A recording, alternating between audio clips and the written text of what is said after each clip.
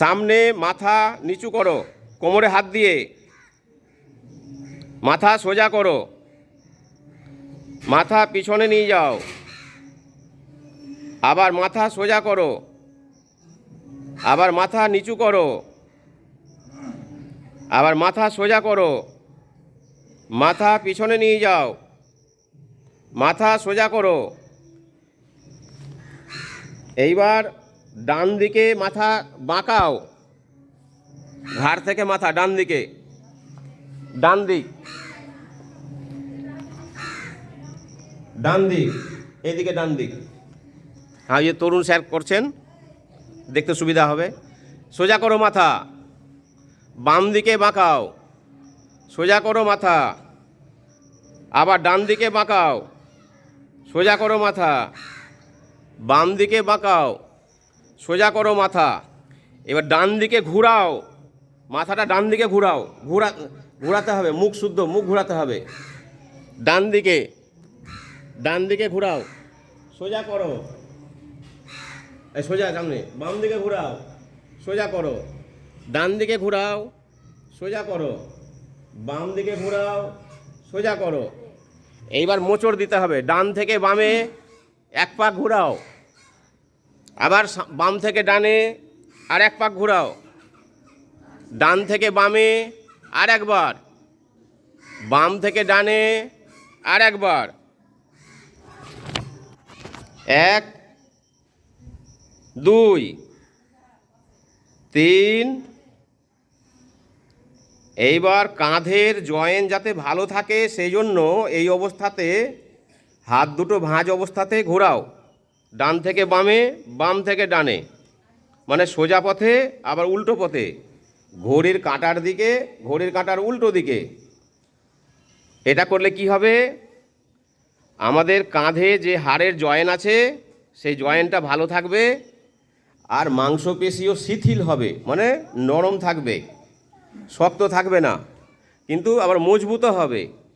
আর nervous system মানে স্নায়ুতন্ত্র ভালো থাকবে, তাতে অসুখ বিসুখ কম হবে। আবার করো, 1 2।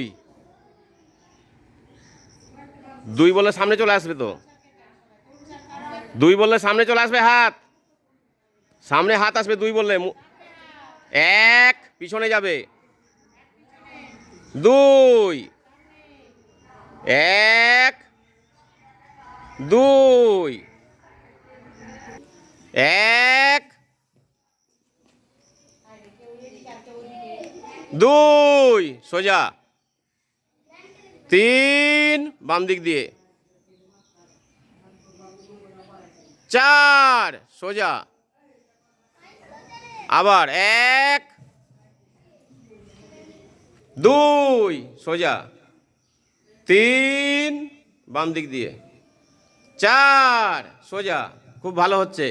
1। এটা হচ্ছে চেয়ারের মতো করে শরীরটাকে বাঁকানো। 2 সোজা, 1 2 1 2 1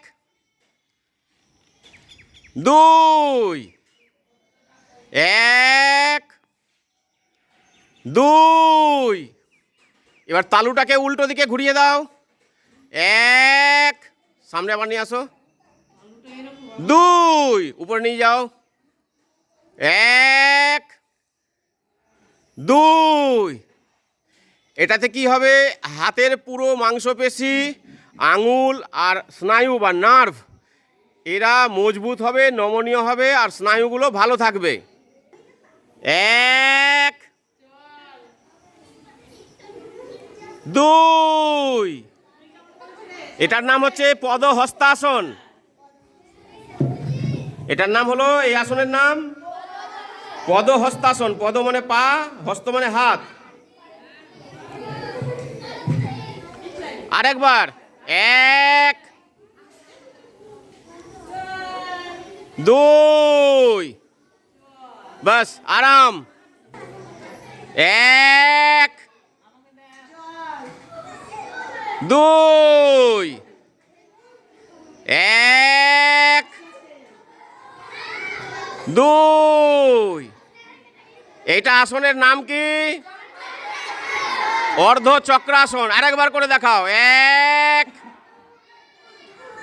দুই, এক, দুই, সোজা, তিন, চার, সোজা। এইটা যোগাসনের নাম কি?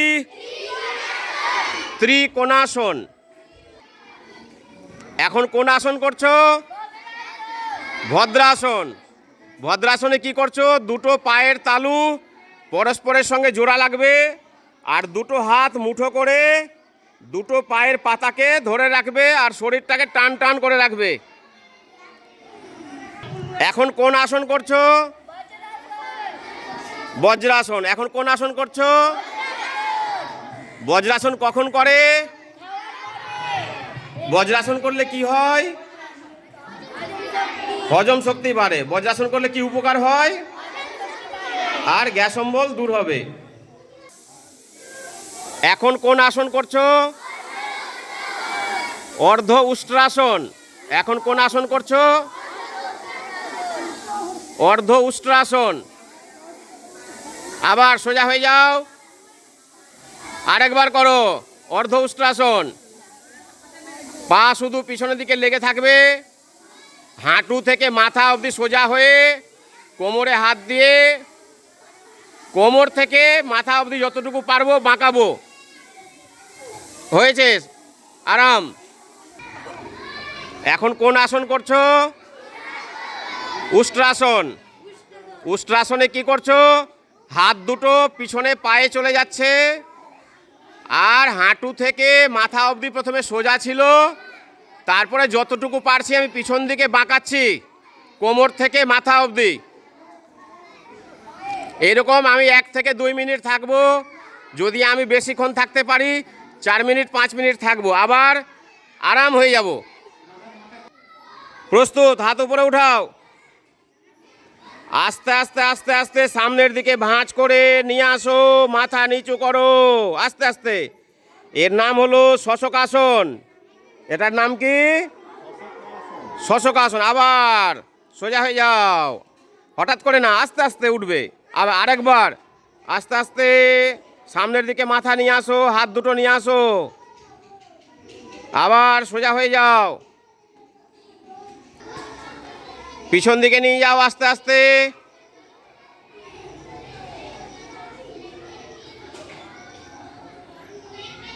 নিয়ে গেলে আবার আস্তে আস্তে সামনে নিয়ে আসো, আবার আস্তে আস্তে পিছনে নিয়ে যাও, আবার সামনে নিয়ে আসো আস্তে আস্তে। এটার নাম কি বললাম? উত্তানা মণ্ডূকাসন। হ্যাঁ, এটা ঠিক করো। এটা কোন আসন করছো? বক্রাসন। এটা কোন আসন করছো? দেখতে পেয়েছো? এটার নাম কি? মকরাসন। এটার নাম কি? মকরাসন। এটা কোন আসন? ভুজঙ্গাসন। এটা কোন আসন? ভুজঙ্গাসন।